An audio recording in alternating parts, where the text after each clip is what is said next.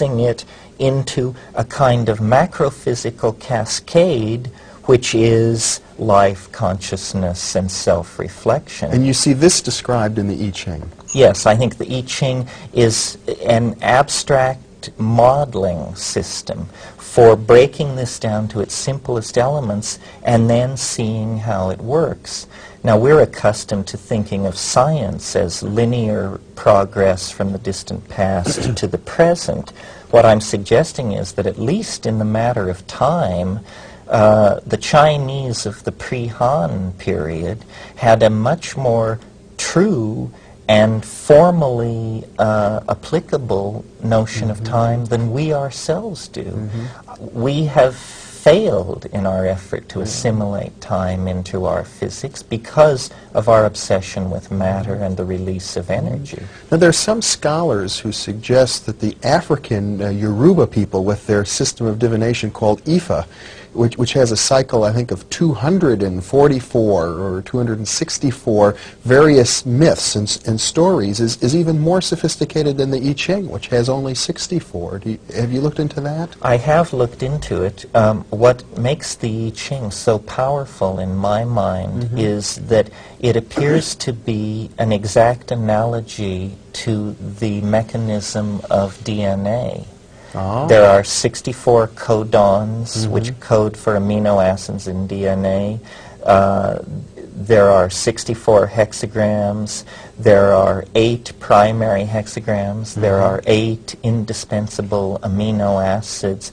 I felt that really the I Ching is like mankind's best shot at this because it has this reflection in the biological matrix out of which consciousness emerged. In other words, the various ancient divination systems may all reflect a striving of human beings towards this intuitive understanding of the cyclical nature of time and the relationship between mind and the flow of time, and yet the I Ching may have just sort of hit the nail on the head better than the others. Well, it's like looking at a 17th century description of the motion of the planets or a 20th century description. These are basically refinements. But yes, I think that the I Ching represents a primary perception of the organization of mind, time, and matter.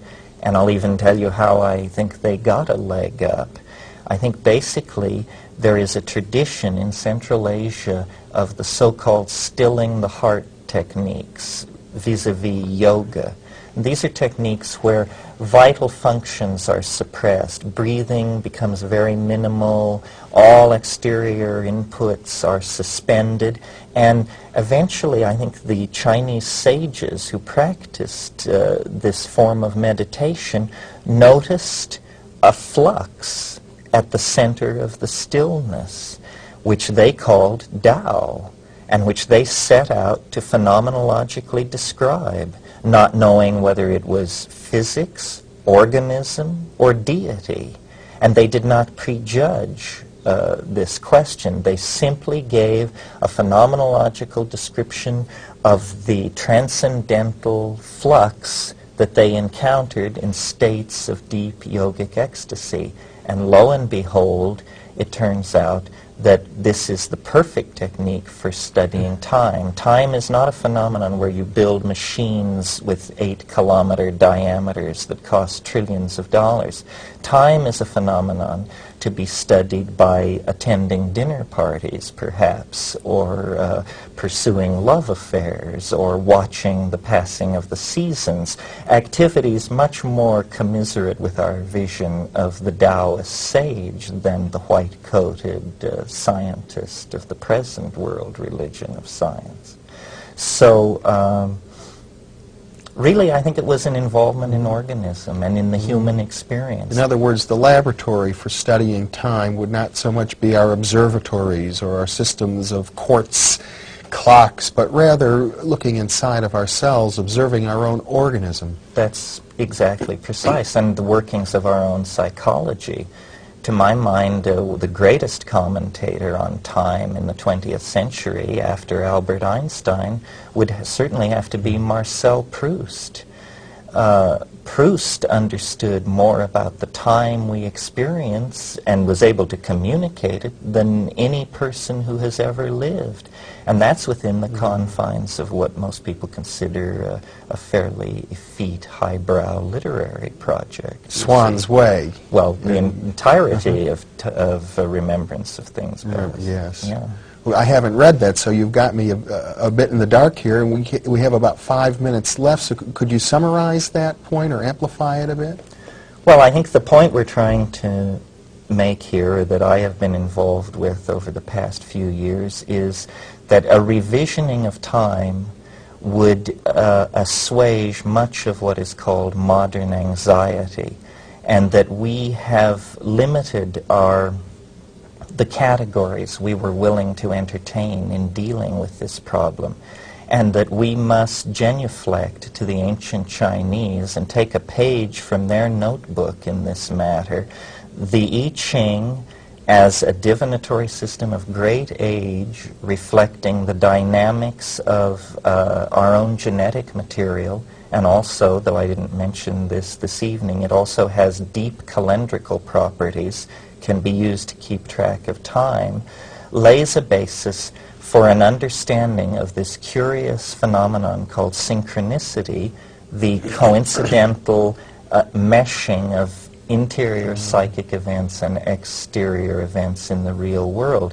It lays a basis for us to understand the unity of ourselves with the real world that our present approach makes difficult to discern. So whereas Carl Jung, the great Swiss psychiatrist who wrote, incidentally, the preface to Richard Wilhelm's book of the I Ching and postulated this theory of synchronicity, well, Jung didn't really provide any mechanism for synchronicity. He simply said it works this way, that the mind seems to be related to these events, and he found an enormous therapeutic benefit from that understanding. What you're suggesting is that the potential mechanism behind the Jungian notion of synchronicity has to do with the structure of time itself. That's right. And you must be suggesting, therefore, that the human mind at this very deep level that the sages discovered from stilling their organism, that the mind has a parallel structure, an isomorphic structure. That's exactly the central point. The mind arises out of matter. This is why the I Ching works in both worlds. One is the reflection of the other. The key to healing the apparent dualism lies in studying the temporal mechanics indicated by the I Ching. And I believe we've done this formally, mathematically. Terence McKenna, you're taking the provocative position that the I Ching, which some people view as religion and other people dismiss as superstition, is actually a science. And I gather that your computer software package, Time Wave Zero, proposes to be the demonstration of that. We believe it does demonstrate it. Of course, ultimately, it will be up to our colleagues to judge the worth of our case. Terence, it's been a pleasure.